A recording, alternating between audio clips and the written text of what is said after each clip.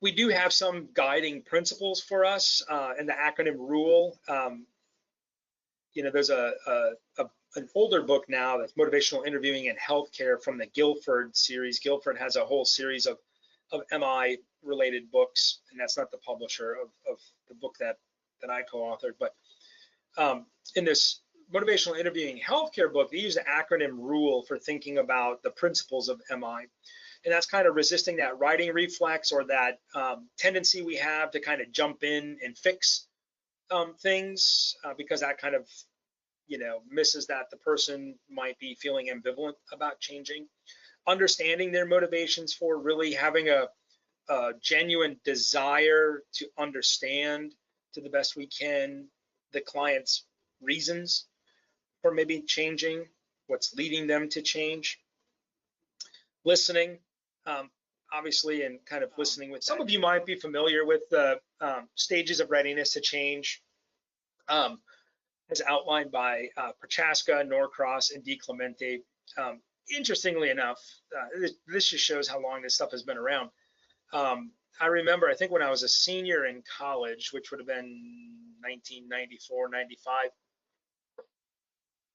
one of my instructors was talking about this book on tobacco cessation, and he said, yeah, and these authors kind of are presenting this different way of looking at motivation and looking at readiness to change, and it was really this Prochaska, Norcross, and DiClemente and their stages of readiness, because they did initial work with smoking and tobacco.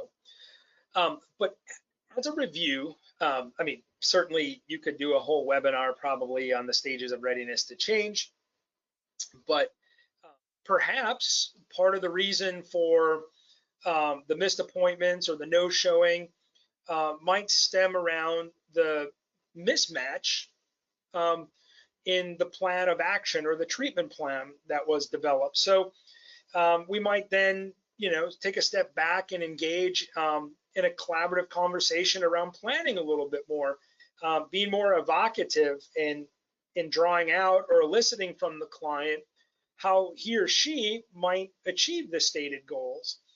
And you might also engage in that or pay particular attention in that discussion, how attending appointments might come into play with regards to achieving the stated goals as part of that planning conversation.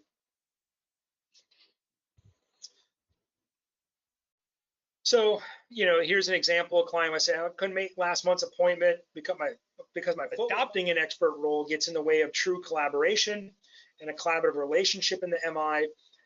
Providing information without permission kind of increases the likelihood that the person is going to push back because you're kind of falling into that writing reflex.